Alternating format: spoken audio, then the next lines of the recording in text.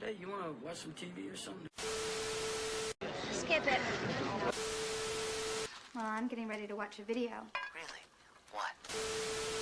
Nothing but foul language and toilet humor.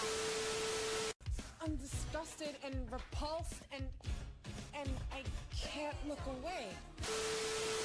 I need these things! I need these things!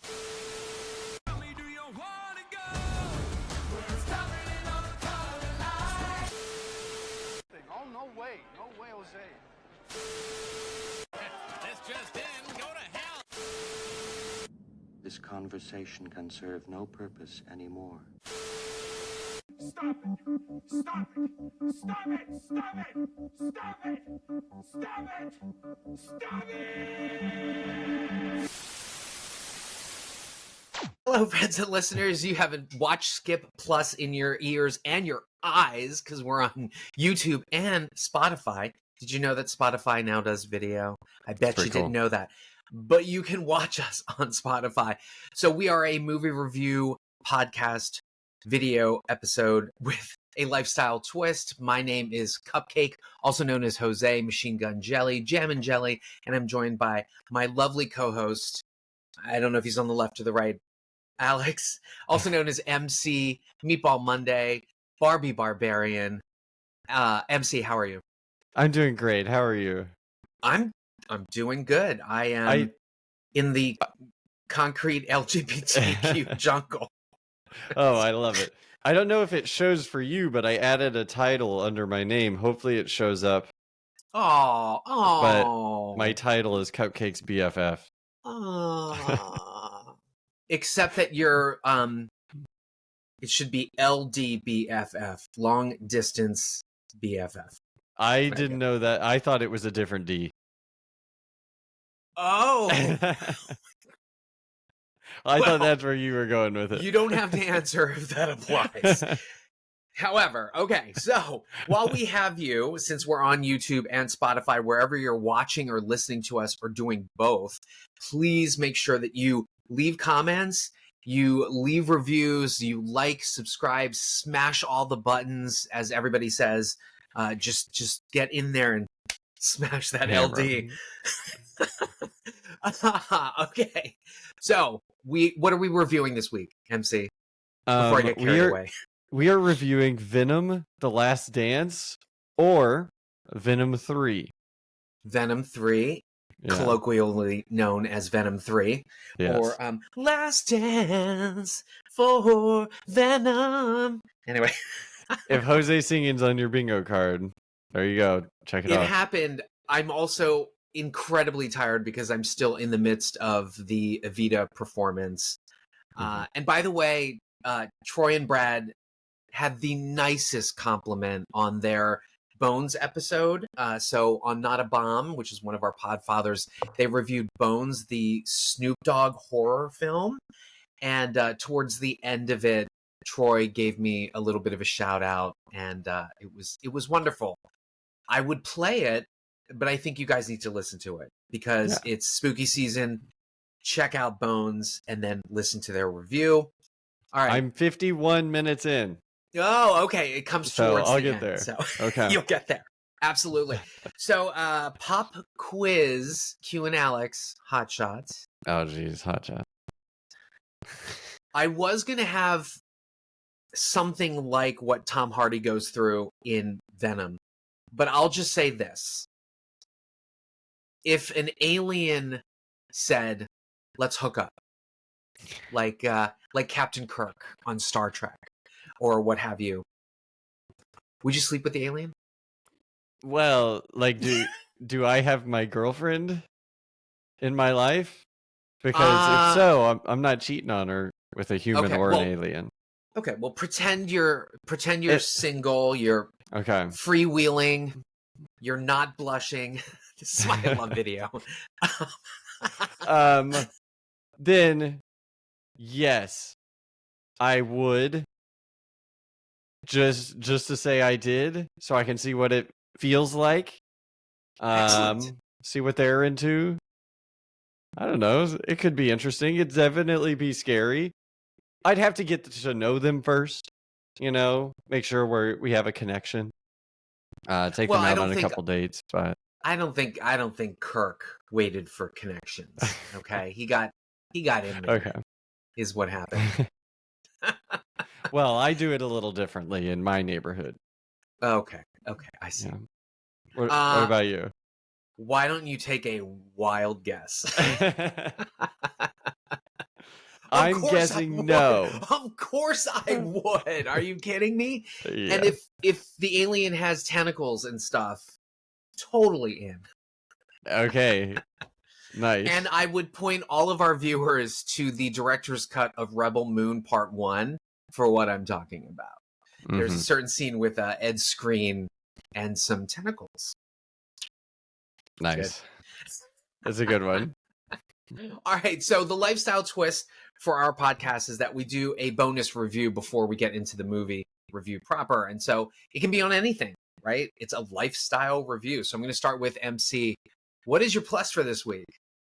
Yeah, so my plus is going to be this awesome quarter zip that I'm wearing. Ooh. It looks warm. It is. I'll get into it's mostly going to be about the company rather than this quarter zip because the company is pretty cool. But this is from Aaron Sweater Market. I don't know if you've heard of them. I heard about them on Reddit. Aran. Aaron Sweater Market. They've been in business since 1892. Oh. They take their name from the group of islands where the company originated many generations ago off the west coast of Ireland. The Aran Islands lie at the mouth of Galway Bay at the mercy of the relentless Atlantic Sea. The islanders were fishermen and farmers, so the sweater was born of this environment, passed down generations, and it has since become the ultimate symbol of Irish clan heritage. So, Aaron Sweater, kind of like the wool shoes that I plussed a couple months ago. Oh, yeah. They're like water repellent. They're breathable. They're good for warm weather and cold weather. The Aaron Sweater can absorb 30% of its weight in water before feeling wet. Wow. The natural wool fiber is breathable. It draws water vapor away from the skin to release it into the air. It's pretty good. It's handmade, and it comes with a certificate of authenticity. Wow. And so you're probably going to say, Alex, that's probably an expensive sweater. And you wouldn't be wrong. But I was looking for a nice sweater. I wanted to treat myself for the fall weather and the cold weather coming in. And I was looking at Abercrombie. A sweater on there is $85. I'm like, for $10 more, I can get this handmade one that comes with a certificate of authenticity and has this like care guide and all that stuff. So yeah, I went with this bad boy. Their website. Chances are their CEO has not been locked up for sex trafficking. Oh my gosh, that happened to Abercrombie? Yeah, you didn't hear about that? No, it's terrible. It's anyway. We're not going to get into that, but we will get into the fact that that dude needs to lay off the fillers and plastic surgery. Okay, is what I'm trying to say. But yes. But you can go to aran.com, ARAN.com, and take a look at their stuff yourself. They have a lot of information about the types of stitches too. If you go to like the About Us tab, I think it's at the bottom of the website, but they have like, it says the diamond stitch is a popular stitch, and it's said to represent the enclosed stone walls which were built to divide the lands of different ruling clans. And today is a distinguishing feature unique to the islands and Western Ireland. It has you know like what a else bunch is super unique? What? If you are from Ireland and you know your clan name, they will actually put together like clothing that has your clan shield. It's pretty fantastic. I'm not gonna say my government last name on the podcast, but that's my right. last name is on here. Shut the oh my god, I'm getting one. I'm gonna get one. Hold on. I'm scrolling. They only have it's like a scarf, a throw blanket, a like history plaque that has like the Stitch, Oh your my god, your clan shield is fantastic. yeah, the shield, and it has like a little thing saying like what's up with your, I don't know, the history of your name. And then it has like this weird little poncho. I don't really like the poncho, but Oh god, I live for it. I'm getting it. I'm so getting it. There's Yeah, also an it's pretty outlet cool. store, folks. So not only is there an outlet store, but if you go right now to Aaron.com and you type in watch skip less, I'm just kidding. We're not sponsored. But there is a 20% off code fall24. Mhm. So hop on it. This stuff looks amazing. I'm sorry, and I interrupted you. What else do you want to say? I should say I got the Navigator's half zip, and it was from the outlet store section. I didn't spend enough to get the 20% off because you have to spend $150, but yeah, Still, I mean, look, this great. is, you pay for quality, folks. Although I do also believe in the adage that you don't have to spend a lot of money to get some quality. But look, the sheep are swimming across the Atlantic to bring this to you. That's Yeah. why it's good. Plus, it's like it's $10 more for this than something you would get at, you know, a normal American clothing store, like Abercrombie. Yeah, Yeah. exactly. Yeah, So, exactly. This is yeah. great. Thank Also, you, I'm going to Aaron note that Sweater Market. I'm going to note that the models are very sexy as well. Hello, Ireland. Hello.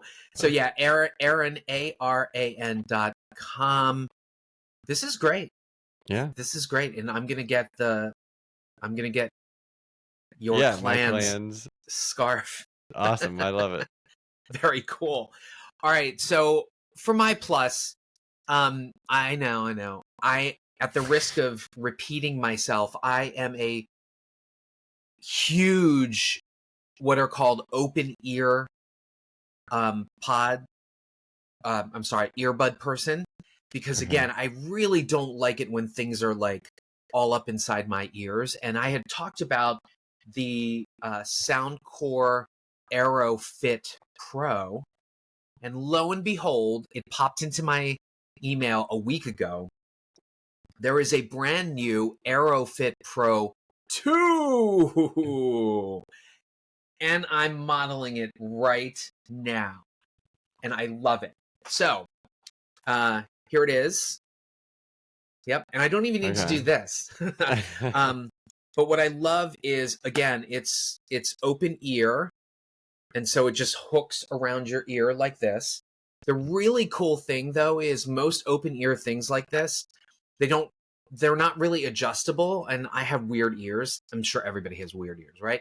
But what's cool is that this actually clicks to 3 like little settings so that you can make sure you get the proper fit, which I love. Now, the only other open ear earbuds that I have really, really loved, and they are pricey as crap, is the Oladance. I don't know if you can see I'll tilt it for the light. You can see the little thing right there. Yeah. But they look similar. And so it's kind of the same concept, but you can't adjust it, obviously. But the best thing is, I mean, you can see how this one is much thinner. And so it fits Flexible. better with glasses. It feels super light. And the other thing that I love about this is when you often get these earbuds, what happens is even on volume 100, you feel like it's not loud enough, because these are essentially like speakers that sit in your ear, and they project sound. But man, I had this on 100 when I plugged in, and I thought I was going to start bleeding from my ears. So I had to bring it down to like 40. So if you're an earbud junkie like me, then you know what I'm talking about when I'm talking about that volume that doesn't seem to adjust. Fantastic. Also, use these for court, and people could hear me, and it wasn't a big deal, and it records beautifully. So Nice. Soundcore Aero Fit Pro 2. I don't know how much it retails for. Let me just Google It this looks really like quickly. about $99.99. That's And that's, these Ola dances, when I got them, they were like 200. So, Okay. yeah. Okay, I have 2 follow-up questions. Go for it. One is, how many pairs of earbuds do you have? Oh my God. 1, 2, 3, 4, 5, 6. And then there's 4 in the bucket. So what's that? 10. Yeah, it's Okay. ridiculous. Okay. And Scooter's like, so you can throw all the other ones out. Why would I throw them out? Maybe they would work for certain occasions, even though I don't like them. This is what it is to be a Gemini, folks. I love it. And my other question is, how is your no spending going? It's actually going terribly. It's going terribly, but I will say this, even if and I can't even put it back in here. I'm struggling, folks. I'm struggling. But so it's gone terribly, but I will say this, I am poised this month, at the end of this month, to save close to $1,000. Okay. And so even though I am buying certain things and I'm trying to just only necessities, Mhm. like this beautiful backdrop, only necessities, I'm saving, which really is the main goal. And so I'm sticking to the budget. So that's been, So just so you know, this was budgeted. Okay. It's the only reason why I got it. The only reason I asked is you said you were going to buy the scarf, and then you're like, yeah, I bought these earbuds and I have 10 of them. So I was like, I had to call you out. That's the tea, folks. No, that's great. Thanks for sharing. That's a good plus. I just reenacted that the Madonna meme. I don't know the meme personally, but or the I GIF. hope The GIF meme. Yeah. Okay. I hope our listeners do. Viewers. Yes. Yes. Viewers, watch skippers. We're just gonna call them watch skippers. Oh yeah, I like watch skippers. That's so much fun. All right, so here we go. Movie review proper. This is Venom: The Last Dance. The Last Dance, a trilogy. But when has ever a comic book film stopped at 3? So this is directed and written by a lady. Oh, it's a lady named Kelly Marcel, or it might even be Marchell. I don't know. I think it's Sure. Marcel. So, before I start with her, let me just do this. Notable producers for this are Amy Pascal. As you know, she used to shepherd Sony Pictures Entertainment, SPE, if you read the trades. She now has Pascal Pictures. She is a super producer, and she has basically shepherded like all of the Spider-Man movies and properties, as well as other incredible dramas. Anyway, Google her. She's fantastic. Avi Arad, as you know, he used to own Marvel Studios, and then he still retains the rights to some characters, which is why you see Avi Arad's name on there. He also founded like a toy company. He's got a really interesting history. His son has gotten into the producing game as well, although his son's name is not on this. And then, of course, Matt Tolmach. We would call Matt Tolmach basically the architect of this Spider-Man universe. He did not have anything to do with Morbius or Madam Web, but he has produced a lot of the Spider-Man movies and is an integral part of SPE's sort of like genre pictures and stuff. So Kelly Marcel, returning to her, believe it or not, she's a first-time director. So just when you see this movie and you see the level of effects and just what goes into this, and you think about the fact that Kelly is a first-time filmmaker, I mean, just wow. I'm astounded. We'll get to that later. She's born in London, England, educated at University of Exeter. She got an English literature degree. If you believe the IMDb description, she wrote a musical based on Debbie Does Dallas. I would like to be in this musical, folks. So she tried her hand at acting, and unfortunately, she kind of let it slip by the wayside. And like Quentin Tarantino, she ended up working as a video clerk at a video store called Prime Video, not that Prime Video.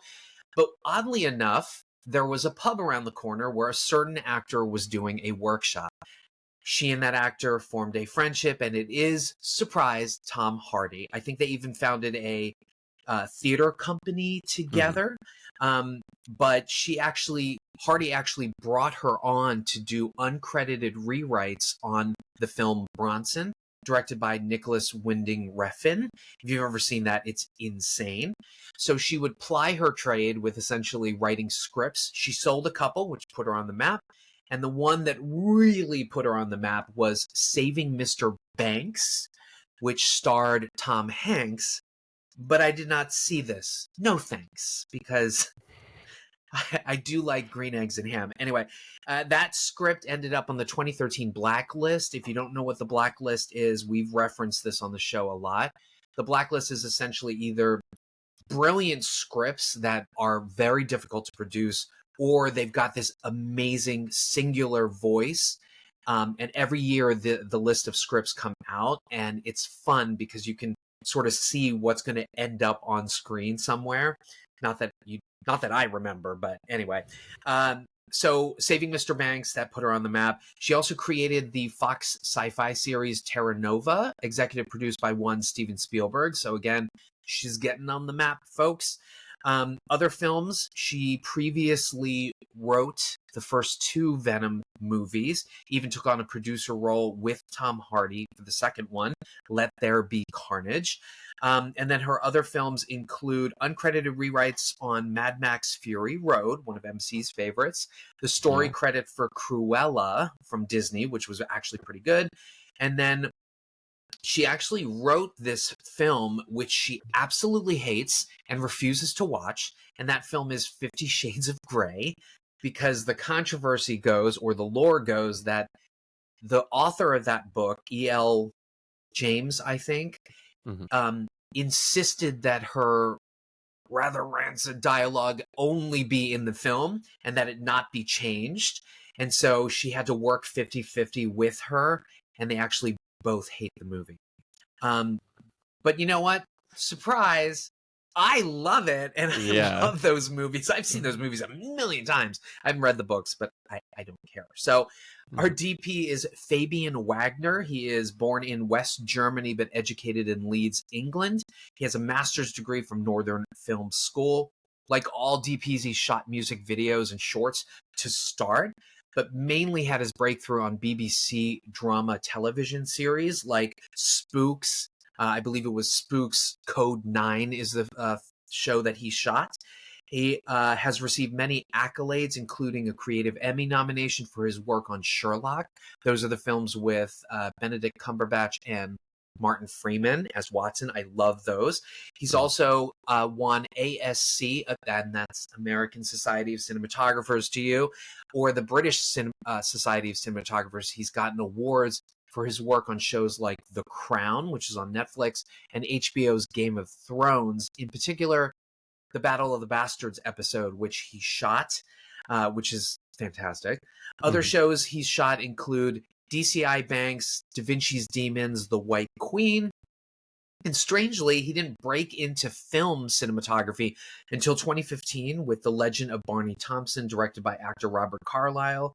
And then he also shot Justice League, as well as Zack Snyder's Justice League. He had nothing to do with the Whedon reshoots, which basically ruined that fucking movie. And then we got his director's cut, so it was great. But he's also shot Overlord, Where Is My Mind?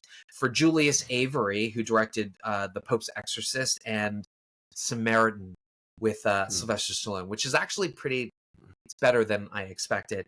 And that netted him a Toronto After Dark Film Festival Award for Best Cinematography. And one last person, our music is by Dan Deacon. He is a hometown hero. He currently lives and works in Baltimore, Maryland, although he was born in Long Island. He attended the Conservatory of Music at State University of New York at Purchase. That is the full official title. He performs solo material. He's played in many bands, a ska band. He also completed his graduate studies in electroacoustic and computer music composition. He formed Wham City an arts and music collective in Baltimore City. He has released popular records such as 2007's Spider-Man of the Rings, which is electronic music. And then he's released at least 5 solo albums, which are collections of both computer music and live recordings of ensemble pieces. And apparently he's very known for his live video art music installations, which have audience participation, and they're kind of like arty raves. I don't know. The guy is something, okay? His last album, Mystic Familiar, was released January 31st, 2020 on Domino. I don't even know what Domino is. So, Yeah. but Dan Deacon, you're the best. Okay. Oh, and other scores. I think he's mainly done documentaries, such as 2021's All Light Everywhere and Ascension. But he also scored Francis Ford Coppola's Twixt, which I have yet to see. I think that stars one of the Fannings. I don't know. Dakota or Elle. I'm not sure. And over to MC for cast. Cast grab. You were the contestant. Oh no. Okay, so for the listeners, and I guess for you, since it's been a while, you will have 10 seconds. I'm going to name an actor, and you are going to have to name as many things that they've been in that you can. So let me get a little piece of paper down so I can make some tallies. Uh-oh. Okay. I'm closing my laptop. Okay. Let's see. 10 seconds. We're going to go Juno Temple. Shit. The Dark Knight Rises, Killer Joe. I don't know, because she looks like Carrie Henn from Aliens. Okay, so I don't know. You can always say pass once you run out. No, but I knew those two though, and she's really great in Killer Joe. Cool.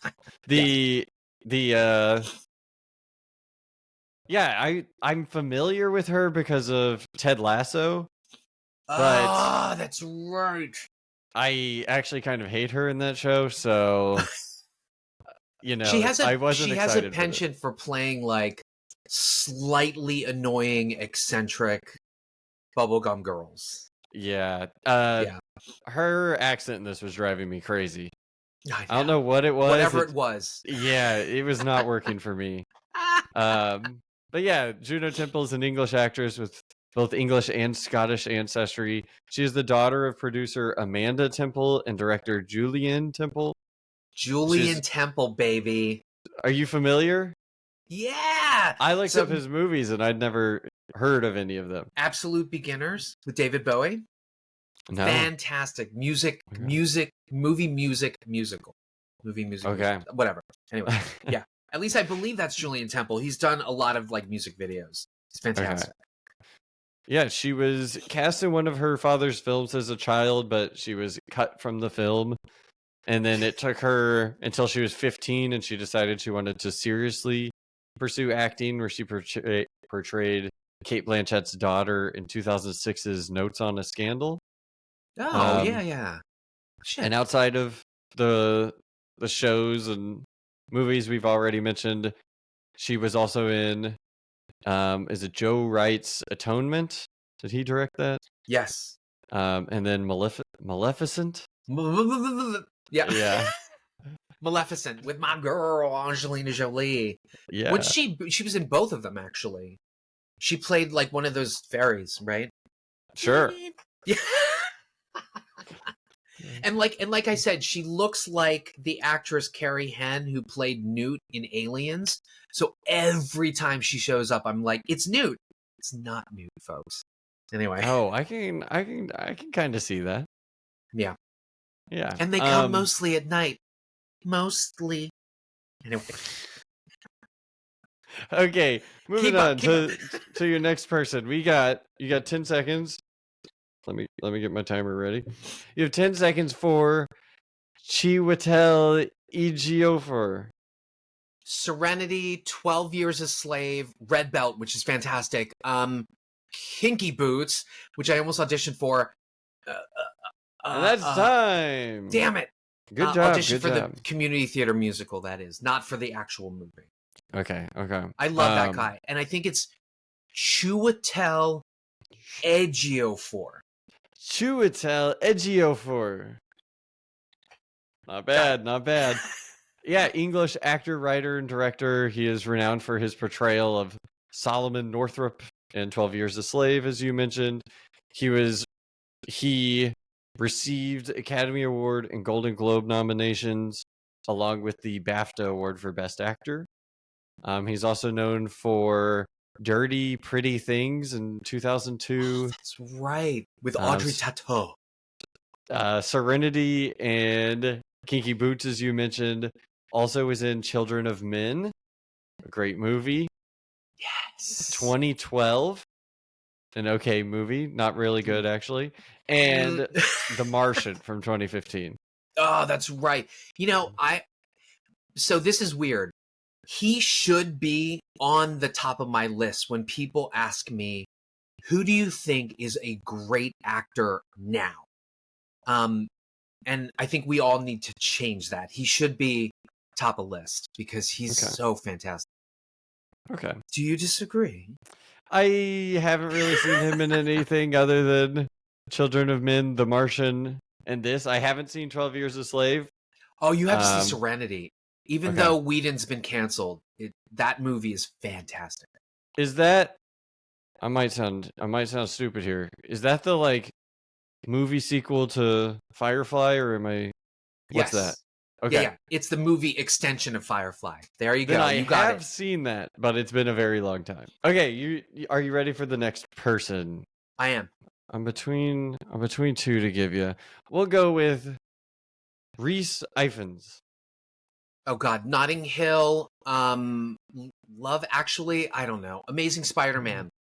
Yes. And I thought he was in A Knight's Tale, but I don't think he is. Shit. Okay, that was time. I didn't think he was in Love Actually. No, I don't think so. Okay. And then I completely blanked on the fact that he was in Baltimore with Keanu Reeves for The Replacements. Yeah. Well, dang. That's unfortunate. You also could have done Spider-Man No Way Home, where he portrays the same character as the Amazing Spider-Man.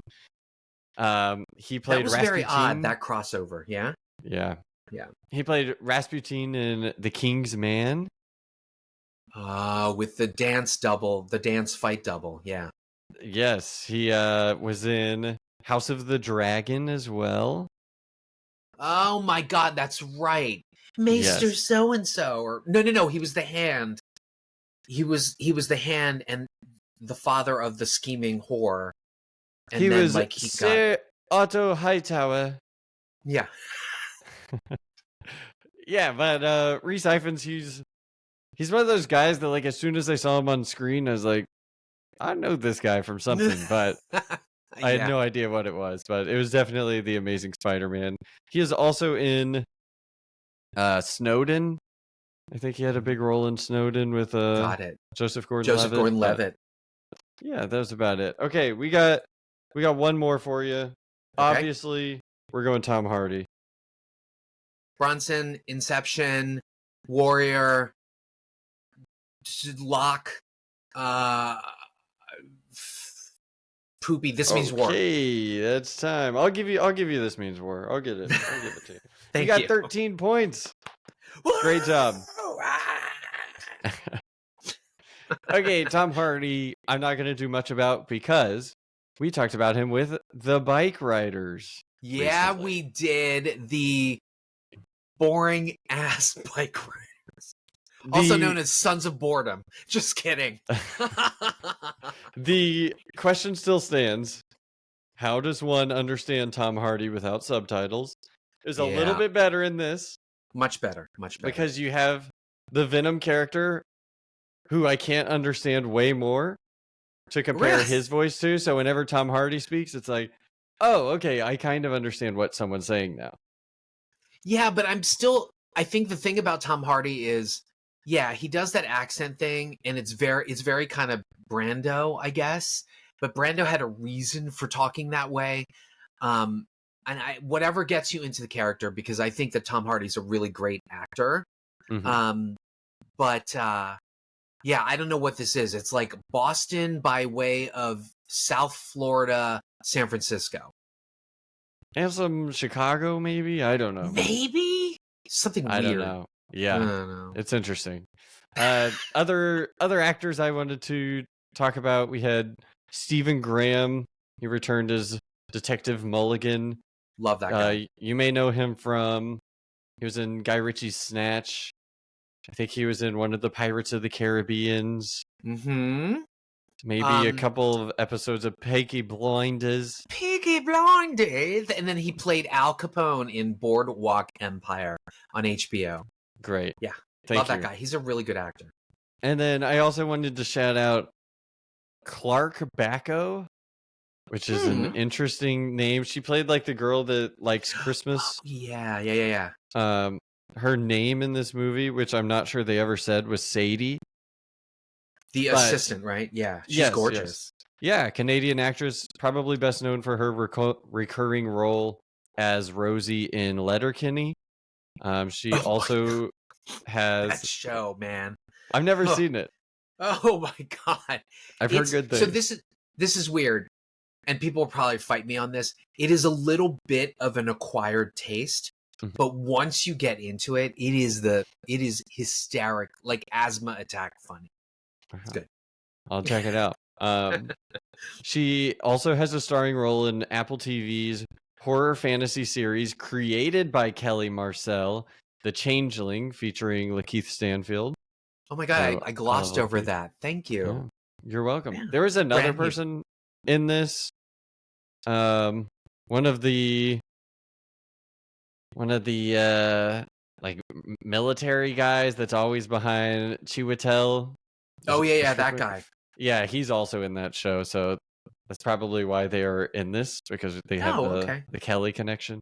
But Clark, he's another also, one who had a weird accent. Yeah, that guy. Yeah. Anyway, I'm sorry. Clark also appeared in 8 episodes of Designated Survivor, the show where Kiefer Sutherland is our last hope, obviously, and Maggie Q. My girl Maggie Q. How could I forget? And she was in an episode of The Handmaid's Tale and Station 11. Nice. So that was all I had for cast. IMDb also claims Reed Scott is in this. Did you see him? I did not. Wait a minute. Yeah, that was weird. I don't think he was in it. It must be a cut scene. Okay. By the way, the dude that you're talking about is Jared Abramson. Yes, I believe. Yeah. Ooh, it says he does mixed martial arts. He sure looks like it. But I also wanted to shout out a couple more people. Peggy Lou. I mean, you can't get past the fact that she is in the trailer. So I will have questions. I don't know who that is. Oh, okay, Mrs. Chen. We'll get to that. And then the other person I wanted to shout out was Alana Ubach, who I absolutely love. So she played the mom. But what I love is Alana Ubach. If you ever watch Sister Act 2, Back in the Habit. Yes. So she was the one who like sang like it's the lounge singer girl. And ever since then, I've fallen in love with her. She is a character actress who shows up in a ton of stuff, and she is constantly working. Mm-hmm. So she was recently in like Euphoria. Yeah. Yeah, she's done like voiceover stuff, but she will always be the Sister Act lady to me, and I love her. Nice. Yeah, she looked so familiar, but I forgot to look her up. So thank you for mentioning it. Yeah. Love it's that definitely Euphoria. She plays the mom. Is she mom? Yes. Yeah, she's a mom. She plays a mom. She's one of the cool moms who's like, I want you to drink at home, and then she gives them cocaine. Like, nice. I think that's the trajectory of her character. So, okay, well, here we go. Spoiler free, but before that, MC has what we call the log line. So the log line is technically it's an industry term for the pitch, the 1-sentence summary, like what's going to get you interested. So here we go. MC's log line for Venom: The Last Dance. I thought it was when you're standing in line to go drop some turds in the bathroom, and someone's like, "What movie did you just watch?" And you say Venom, and then they're like, "Oh, what's that about?" Then you have one quick line as you're entering the door to go to the bathroom. He hates it. Okay, Venom and Tom Hardy are finally getting along, only to find out that maybe things are too good to be true and Venom's evil ex is out to ruin everything. I like it. Thank you. It encapsulates the rather schizophrenic tone of this film. And with that segue, MC, what are your spoiler-free thoughts on Venom: The Last Dance? Yeah, I should preface this with I haven't seen Venom or Venom Let There Be Carnage, but I did ask ChatGPT for summaries. Oh my god, can you pull that up? I would love to hear how they summarized it. I can. Let's see. Because we are gonna test whether ChatGPT is correct when they summarize Venom. I may stick it into. Let me stick it into Claude.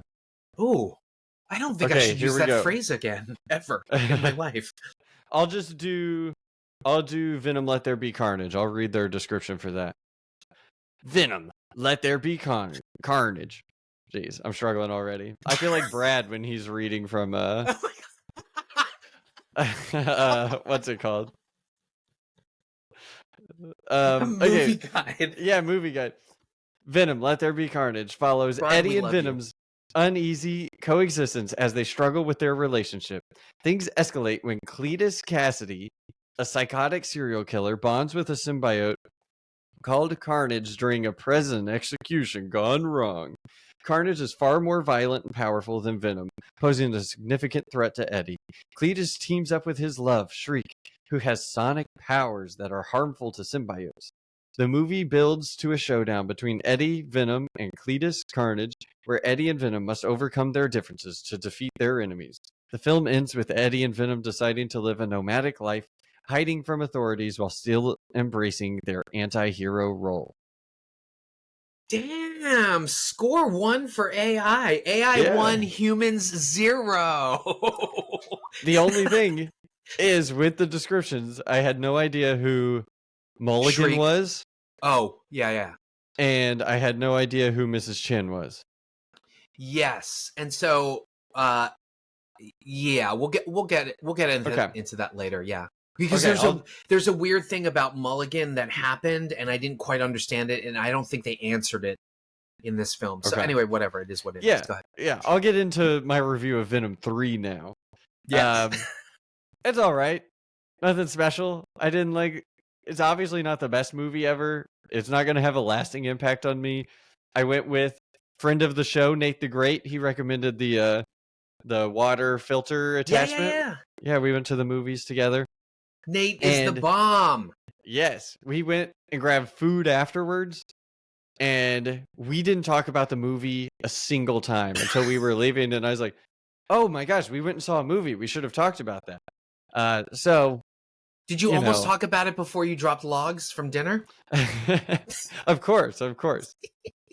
But I don't know. It's not made for me because I haven't seen the other ones. This is for probably people who have enjoyed the other two and are excited to see Tom Hardy and Venom hanging out again. But I don't know. It's fine. It was kind of fun.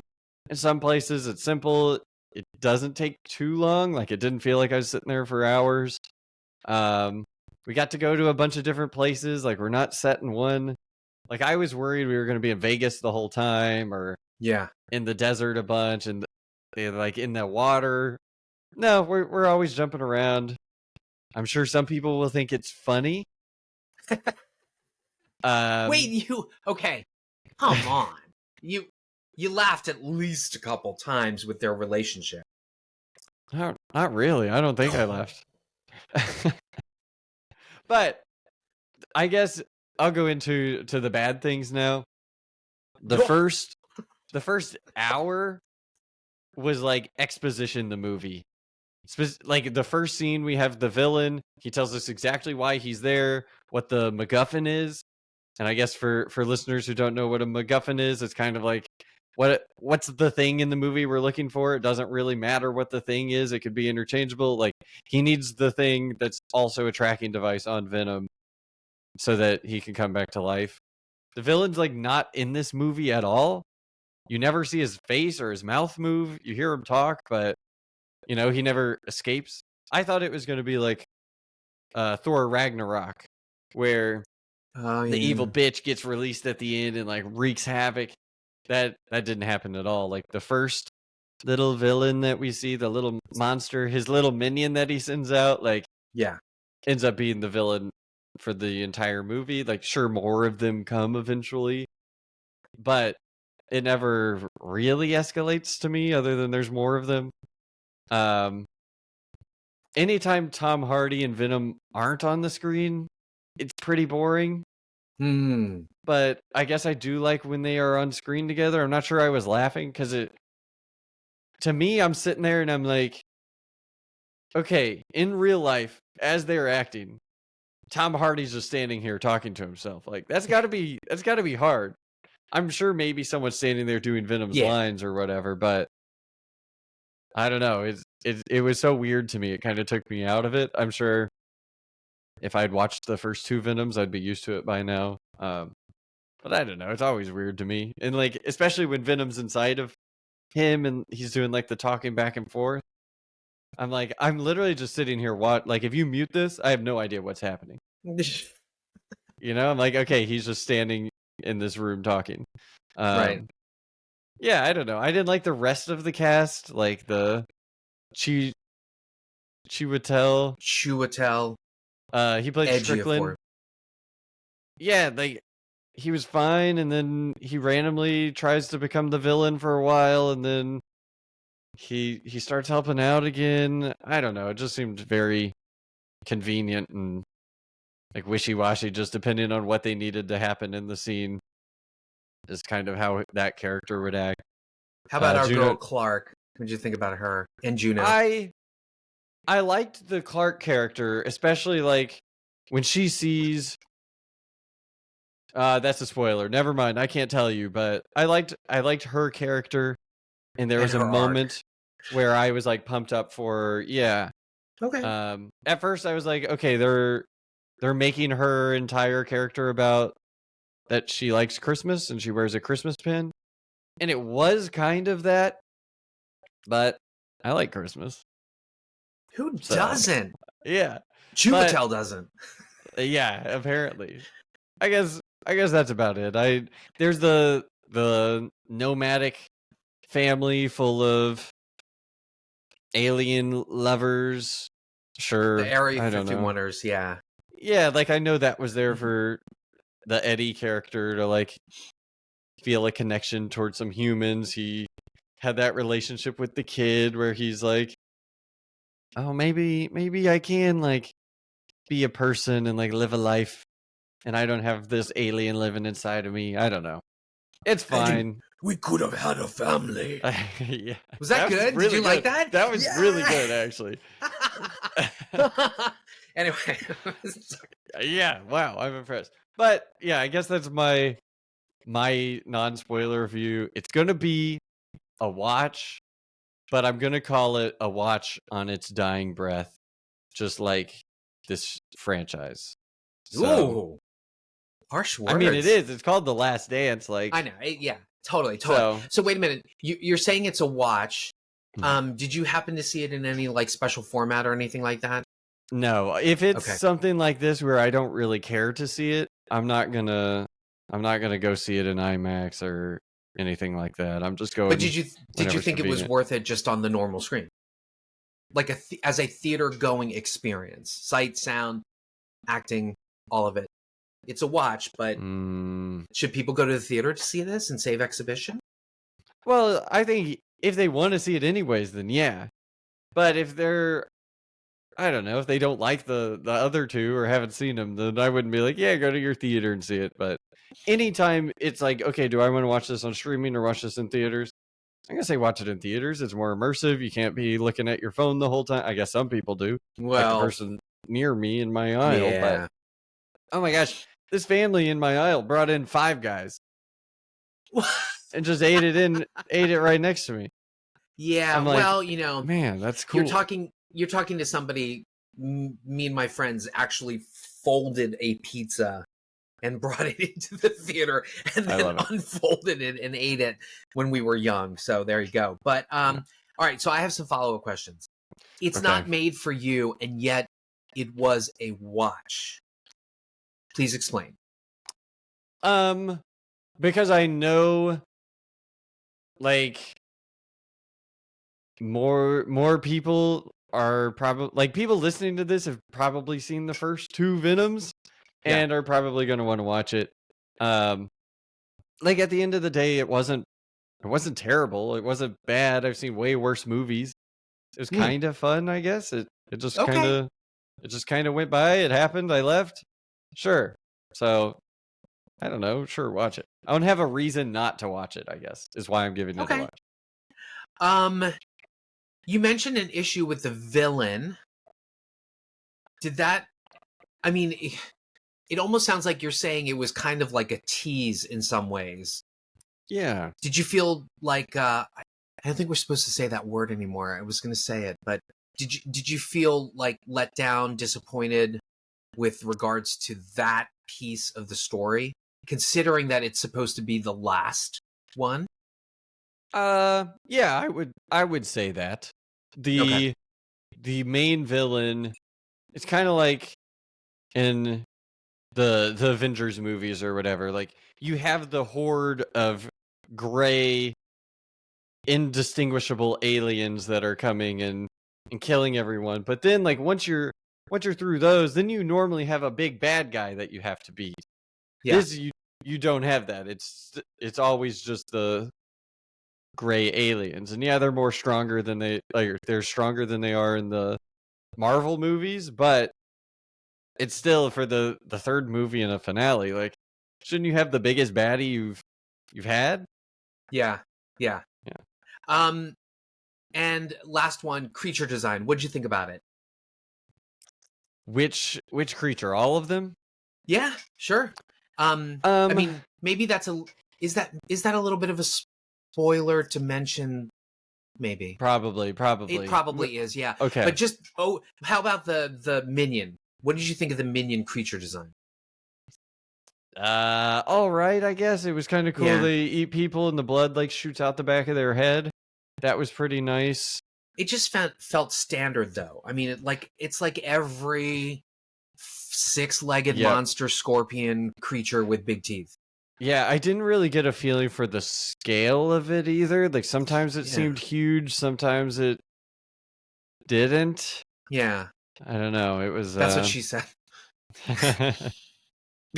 Nice. But okay. All right. Yeah. Awesome. Yes. Spoiler-free thoughts. Cupcake for Venom: The Last Dance. Wait. One last follow-up question. Have you seen Spider-Man 3? Spider-Man 3. Oh, Tobey Maguire. Yeah. Okay. What is it with the third superhero film and musical numbers? Because there is a maybe cringy, but I kind of got into it, musical number featuring Mrs. Chen. And I just was wondering, why am I watching this? In much the same way that it happened in Spider-Man 3, I was like, what am I watching The Mask? Like, what just happened? So I kind of got that deja vu with this film. I would say the Spider-Man 3 one's probably a little more iconic because of how out of place it felt. And it featured Venom. Yeah. This one, I will say, I kind of assumed as soon as it started that maybe there was a dance scene in the first 2. Because I hadn't seen them, so I was like, oh. No. Because I heard there's a cooking scene. Nate told me that they cook together in the first 2. There's a fantastic, cooking together thing. But I wouldn't call it like a musical kind of thing. Okay, but then in this one, they make a drink together. Yes. I assume that's the cooking scene in this one. Yeah. Okay, so this film reminded me a lot of Spider-Man 3, obviously, because of some of we're going to call them non sequitur insert scenes, of which I'm going to say the dance number. There's also some other scenes where, I'm just like, why is this character here and what is happening? And it felt like it was just like forced in to kill time. But this film, and y'all are going to be surprised because, you know, spoiler for my spoiler free, it is a watch just like MC. But this film felt like G.I. Joe, Independence Day, and Jurassic Park had a massive orgy, and this is their money shot. That it's the result is their big money shot. It's gooey, it's flashy, it's all over the place. And with that, I'm going to end that crazy sex analogy. But I don't know. I enjoyed parts of this. I laughed. And I really, really loved like the actual sort of military tech sort of parts of this film because they reminded me of the first film. But this series has been one that is quite different from any other like superhero series, and it has its own distinct voice, and yet that benefit is its curse because you're either on board for this crazy schizophrenic dialogue and the relationship between the two of them, which I don't think advanced much in this film, even though, you know, the trailers sort of spoil this, even though we're supposed to feel sad that inevitably one of them is going to say goodbye, right? But what I think is interesting is how Marcel and Hardy are not afraid to go in weird directions and just add all of the craziness in there and throw it up there on the screen. And so I think for that swing is pretty good, because I'll tell you, I rewatched the second film and this was literally me the entire film. Like, I couldn't believe some of the stuff was going on in that movie that went on in that movie. Like, I was like, wait a minute, how the two movies don't comport. Like the first movie, which was like a sci-fi thriller origin story, and then the second one was like a weird comedy with a strange narrative that this film also repeats. So when I say that there's a weird narrative, and I'm talking about the weird swing that they do, both this film and the last film open on a separate character, and they show you something that goes on with that character, and then it jumps to Venom, and then we try to figure out, okay, how is this other character going to end up with all that other stuff? Now, it was to the detriment, I thought, in the second film, and in this film, it's even weirder because I'm like, I'm here to see Venom. Why am I seeing these other characters? And then it made me think, like, even if I didn't like what was going on, and you're absolutely right, that first hour is exposition. Snooze, snooze, snooze, right? Like catching you up from like what happened. And even if I complain that there are certain scenes or certain plot points where I'm like, this is a waste of time, why is this going? If I think about this and I think, okay, if I were reading this on the panels of a graphic novel or a comic book, would I still enjoy this? And I think it works. It is a pure comic book movie. There are segues or diversions to other things. I mean, when that Area 51 hippie family comes in, again, I was like, I don't know why I'm fucking watching this. Like, get to the story, because essentially this is a chase picture, right? Yeah. And it's sort of like saving from the apocalyptic potential ending. I also thought, don't tee us up with a villain and then never give them to us, right? That was a weird tease. And yet I had so much fun with it. I did. And I laughed. Their relationship doesn't change, but if you like that sort of like moonlighting, you know, buddy cop bickering kind of thing, I don't know. I kind of dug it. And I love Venom. I'm sorry to see him go. I hope that there's another movie. They obviously keep it open. But Hardy is all in on this. The performances, Juno Temple, I actually kind of liked her. I also, I'd like to be that skinny one day. But I liked her. I liked the Clark character. I actually kind of adored the family and the little boy. So it's weird. It's a strange journey, and the film is very schizophrenic, and it's odd, but it's a fun ride, and it's a watch for me, especially if you've seen the other ones. I will say this, because everybody loves lists. I'm going to rank it. I'm going to say I still like the first one the best. And I would put this one as number 2, and then Let There Be Carnage, which I thought was really, really terrible. I put that at the bottom. Also, there's a really strange message if you watch all the films.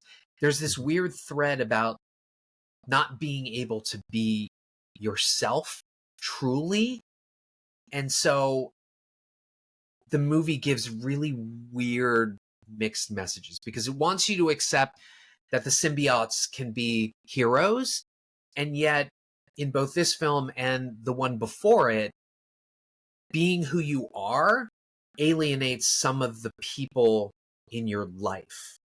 And I'll just leave it at that. And the example I'll give, actually, I won't leave it at that, but the example I'll give is that in the second film, in the second movie, Carnage is in love, I'm sorry, not Carnage, but Cassidy is in love with the girl who is Shriek. And she gives out like this scream, like a sonic scream, but the sonic sounds hurt the symbiotes. Mhm. And so they can't be who they are in their relationship. It's not going to work.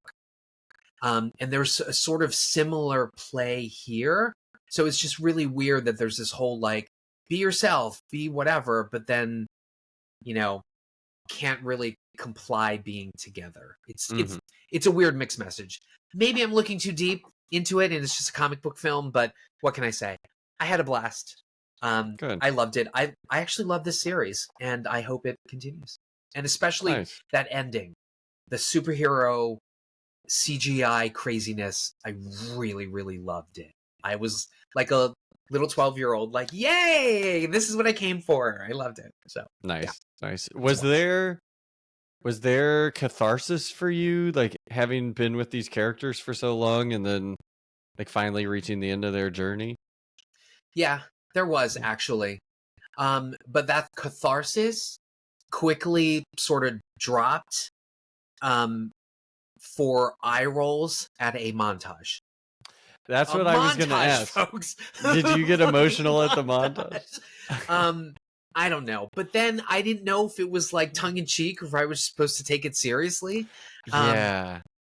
But that's It was just the weird. tone of this. And I imagine that the comics are maybe kind of like this. We should say that Venom was created by Todd McFarlane, who also created Spawn, and then David Michelinie. I think that's how you pronounce his name. They are the comic book creators. But yeah. Okay. Yeah. Any other follow-ups? No, I'm ready to spoil this puppy. Let's spoil it. So it's a watch for me. It's a watch for you. Yeah. And if you have not seen Venom Last Dance, you are going to want to take your last dance elsewhere and shut us off and then come revisit because we're going to spoil it in 3, 2, 1. All right. Riddle me this. I loved the script irony that the news says they're going to decommission Area 51 for the public. And their idea of decommissioning is destroying everything. So there's nothing left. Like literally. And by doing that, they have this thing that exists only in movies. The bioacid wash. Yeah. When they just melts rolled that everything. out, I was like, no. Yeah. I was like, okay, this is going to be the final fight scene's going to happen here. Something's going to happen with it. Of course. Yeah. So for those, if you're sticking around, even though you're not going to see it and you want to hear the spoilers, in the beginning of the film, they're decommissioning Area 51, and their idea is they're going to basically like acid melt, industrial strength, everything, right? Mhm. And then blow up all the buildings. And so Chiwetel, his character, shows up. They put a truck under this massive thing. He does a retinal shield and then a fingerprint thing. And then all of this acid melts this entire like industrial strength trailer tank thing. And I'm like First of all, that doesn't exist. And second of all, hey, let's remember this. Let's also, I want to discuss.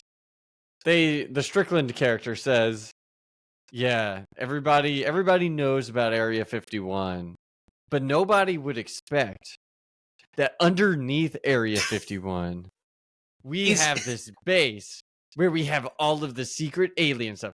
Dude, that's what everyone thinks is happening at Area 51. Why would you put it at Area 51, right? It's so dumb. None of it makes sense. Also, why is it Area 55? Shouldn't it be 52? I don't know. The military can't count. I don't know. But, I have to say, as much as I love the production design, you can't get any more generic military research G.I. Joe facility than the facility that they were in, which is ridiculous. So the idea behind this is Juno, and let's also talk about that weirdo narrative, right? So the film opens, and we are watching a young character holding hands with a boy who I thought was her boyfriend. Okay, it turned out it was her brother. But anyway, they're lollygagging on a beach, and then there's this stupid rhyme where they're like, "Hear the roar of thunder, get in out from under," whatever the fuck it was. I don't know. But there's a hurricane, and they run, and then he gets struck by lightning. Which explains why she gets struck by lightning, and then it goes goes into the through brother her and goes into him, and he gets murdered. Instant steakums. So, and then we see that she has that lightning scar, and so then the film follows, and she's a lab technician studying the symbiotes. What we find out is they've captured wearing his all these... T-shirt that he was wearing when he died. Really, did we need that though? We did not need that. I don't know. Some of this was really too on the nose, quite frankly. But well, in addition to that, we also get the Strickland characters yeah, you're making your brother proud. You're living the life he would have wanted to live. He says that too, and I'm just like, Jesus, we get it. We know what happened. Well, I also think he's saying it because he's supposed to be the grunt, and he just wants to destroy the symbiotes. And she's all like, "Ooh, let's bond with them. I love them. They're fantastic." Yeah. And then we switch to Venom, and we learn this in the second film, but we learn that that the symbiotes can either viral shed or they can bite somebody, and the symbiote goes into their bloodstream. So that's what happened with Cassidy. He turned into Carnage because Venom bit him, and the symbiote stuff went into him. And in this film, there's viral shedding, and there's that little bit that's left with the bartender, right? But I want to talk about the fact that they introduced something that they never played off on. So in the beginning, when he's in the bar with that cute Mexican bartender or whatever, also from Ted Lasso. Oh, is he? And I had no State idea. Farm commercials. He's the guy that says football is life. Oh, okay, got it. Yeah. Yeah. We're gonna have to figure out that guy's name so we can pay proper homage. But I'll do it. Yeah. While you're doing that, the thing that they introduced and they never went back to was he's in the bar in the beginning, and he has a shot or something like that. But then he gets sucked into the temporal wormhole, which looks a lot like the Doctor Strange temporal wormholes. The and then he comes back out, and it's clearly time has passed because the bartender now has long hair, but that never comes back. So ever. I thought Venom said, whenever they did it, he was just like, enough with this multiverse crap. We're going home or something. Yeah. So I thought they jumped to a different dimension now. So it wasn't a different time. It was just the bartender was a different version of that bartender. I could be wrong though. I thought the same thing at first. Did they just time travel? I don't know what happened. It was... Oh, no. That's how they set it up. It's a multiverse. Yeah, Fuck but them. the bartender, that actor's name is Cristo Fernandez, Okay, excellent. and he plays Excellent. Danny Rojas in Ted Lasso. And speaking of spoilers, and I know you didn't, but there are tags. So there is a tag at the end of the film, and then at the end of the credits sequence, there is a tag. Did you catch that? No, Okay. no. So I had to go get in the log line. So we already sort of teed up the fact that there was this weird. I wasn't quite sure what happened. Like, did they teleport to the island, and that's how they went away? You know what I mean? Or did they decide to come back and they're in an alternate reality? Although, whatever reality they're in, the tag at the end of the credits is that the base has been destroyed, and the bartender comes out with his long hair, and he's like, "Where is everybody?"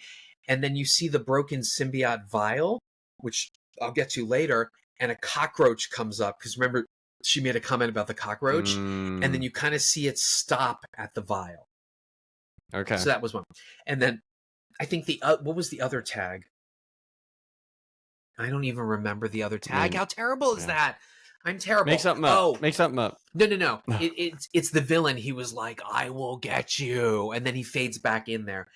I'm just gonna call the villain the Witcher, because I wasn't sure, because he has like white hair, but I wasn't sure if they were saying no as in N-O or non as the villain's name, but apparently it's Null, like K-N-U-L-L. Yeah. Right, but I thought they were saying like no or none the whole time. Very strange. None, a very scary nickname. N-U-N. Yeah. So the other spoiler is that, so the MacGuffin is this, the Witcher villain, Null, has been trapped by all the other symbiotes. He's their father. And what happened is they imprisoned him, and then the symbiotes went lollygagging and skipping around the universe. But apparently, in order to escape, and this is why there's so much fucking exposition, right? In order to escape, he needs a key. The key is called the collider. No, the codex, which, how generic is that term? Like, codex has been used in everything. But anyway, there's a codex that is created in a symbiote when the symbiote is part of the host and the host dies. And so because Tom Hardy had Venom in him and he died, and Venom revived him in the first film, the codex was created. Did you get all of that, people? Anyway, so yeah, that's why there's so much exposition. And so anytime he transforms completely into Venom, the minion creatures who are like scouting around to try to get it. Although, why can the minion creatures escape and the Witcher person can't? I don't know. There's no logic here. But anyway, so he can't transform basically, but they don't even use that handicap to their advantage. And the other thing that I hated was he goes to Nevada, he goes to the casino. Why are you at the casino? There's no reason for you to be in the casino. He sees Mrs. Chen. Yeah, he sees Mrs. Chen, who, by the way, for your answer, Mrs. Chen ran the liquor store in Eddie's neighborhood, and she eventually came to discover who Venom was, and she knows him and Venom. So that's who Mrs. Chen is. And then he runs into her at the casino, and then Venom is like, "I don't care that they'll discover me. I want to dance." What? Yeah, that was so stupid. What? Yeah. So that was super weird. And then when we get to the family, I'm like, why do I care about the fucking family? Like, I don't, all just to tee it up to be like, Eddie, this is what we could have had. We could have had a family. But even then, it doesn't matter. They're more meat for the gristle, and it gives him more heroics to try to save them. It just, they could have taken out that whole family thing, and it would have been a tight movie. God bless the fact that it's an hour and 50 minutes. But the other spoiler I wanted to get to is when Can I talk minions... about the Null guy real quick? Did you know that he was voiced by Andy Serkis? Who directed the second film. Yeah. Yeah. Okay. And then I had one more thing about the family. Yeah. Whenever they climb that tower, they sneak into Area 51, and they're not like, "Oh, we might get shot being here." But then they climb up that tower. I'm like, "Are you kidding me? As soon as you go up that tower, something bad's gonna happen." It's not like they're gonna show. It's not gonna show them walking slowly down the tower. Like something bad's gonna happen up there. They should know this. They've probably seen movies. Oh, yeah. Also, those hippies, worst hippies ever. I would be looking at bunkers and shit. Instead, they climb up to the high that looks like the thing out of the first Wonder Woman where she fought Ares. It looks exactly like that fucking thing. In fact, it looked like the same base, actually. But, sorry. But the thing I wanted to super spoil was that when the minions attack Area 55, the symbiotes get out and they bond with all these people. And so we get this symbiote army. And I loved it. I mean, it was like watching a kaiju movie. I was like, yeah, go get him. So I loved all the different symbiotes. Fantastic. How did you think, what did you think of that sequence? I thought it was cool, but my problem was they didn't have, like, I couldn't tell what everyone's powers were well enough. Like, I think there was it would have been... So the security, the fat security guard, it looked like he could make his fists into like big stones. Like Hulk hands. One was stretchy. One was stretchy. One has a bunch of knives. Yes. So cool. Then that's the one that bonded with Clark. Yes. Yeah. Oh, I did want to say, I did like how you could tell she was like, once Venom got there and was in the tube and was removed from Tom Hardy, she was like eyeing it. And I was like, man, I hope she like opens it up and is like, Venom, get inside me. I want you inside me. My God, and then it goes turning me on. And then it that. Goes and there's like they shoot Tom Hardy, like they're trying to kill him so that they don't have to worry about it. And then let me ask you something. Yeah. I thought, because the way that this was going, and good for the screenwriters, I thought she was going to try to destroy Venom. Because remember, they had that whole conversation, like if the symbiotes get out, no, Chiwetel says they are the reason why the world will end. Yeah. So they should all be destroyed. And then the camera like lingers on the girl. And you're thinking, I'm thinking she was going to destroy him. And so when Venom pops out of her, I was like, oh, damn, she's on our side or whatever. I didn't think she was going to destroy them because the Strickland character had been so mean to her throughout the movie. So I was like, why? Like, she's not just going to like, right. I'm assuming whatever he's telling her, she's like, well, fuck you. I don't like you. Like, I'm going to do the opposite of what you say. By the way, the Q and Alex question came directly from the fact that, like, the symbiotes with boobs were kind of sexy. Okay? I kind of dug it. And we got two sets of symbiote boobies because eventually what happens is a Juno Temple, she breaks the one symbiote that she wanted to sort of preserve. And as a last gasp, she breaks it to protect her and Clark from the explosion. And she turns into a really sexy lavender symbiote, which sets up another film. Juno Temple as a woman and as a symbiote look exactly the same. I know. It was really weird, right? Yeah. And yet I don't think sexy. she's attractive. She looks kind of like a lizard. Oh my God. You know how I always say, if I ever meet this actor, they're just going to slap the shit out of me for this comment? You're getting a temple slap. Yeah, I'm getting wrecked, but oh well. What was I going to say? Well, while you think about that, the other lapse that I was like, I cannot believe this, is nobody sees these big fucking creatures perched on top of like a gas station looking at you. I would be like, what the fuck is that? Or flying through the sky. It literally jumps over the Rocky Mountains to get to... Oh, I guess it wouldn't be the Rocky Mountains. It'd be... Well, remember, it also are in Mexico. It jumped all the way up to an airplane. Yeah. And I'm like, they even said we're cruising at 31,000 feet of altitude. It was on the ground and it jumps up and just lands on the airplane. And it's going to get defeated by a symbiote? What? Yeah. So I remembered what I was going to say. How they destroy them is the big vat of acid that we mentioned. Venom lures all of them in, and like they're attacking him, and then he goes in there and gets the Strickland character to dump all the acid on them.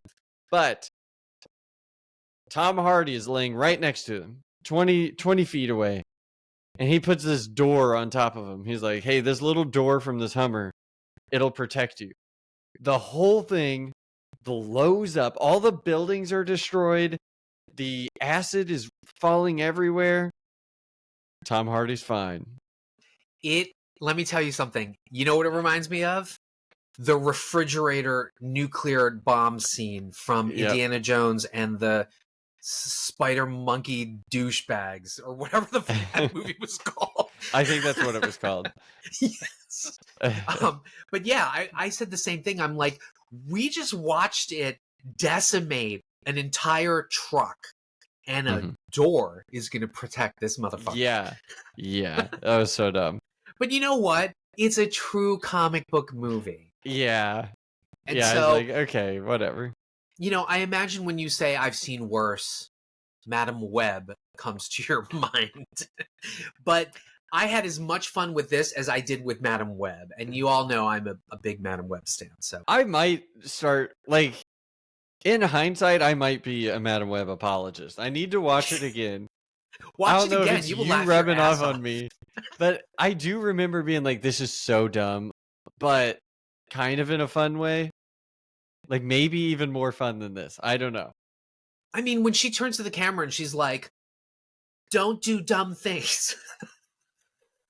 you just have to love it, right? I mean, you just have to. I can't bring myself to watch it twice in a year, but maybe sometime next year I'll rewatch it. Excellent. Yeah, you know, Hardy's performance is what it is. I think there are some touching moments between them, but it's weird. Over other comic book movies, I really do love this series just because each of the films is so bonkersly different, you know? I mean, the narrative almost sets it up like Venom is the Batman, and we're really just here for the villains and the, you know, whatever. Also, how much do you think that carrier that has like all the people hanging off the bottom of it, how much do you think that costs? Is that where our military budget is going? It's very G.I. Joe. And then it looked like something out of Halo. Yeah, there you go. I'm sorry. Yeah. You know what? If I were a gamer, I would have said Halo. So yeah, sorry. Any other comments? I had two other notes. One is when the Strickland and that other guy that was in that other show, they get injured. Yes. And a car comes, and Juno Temple and the Clark lady are like, oh, take this other guy. He needs to go to the hospital. He needs help now.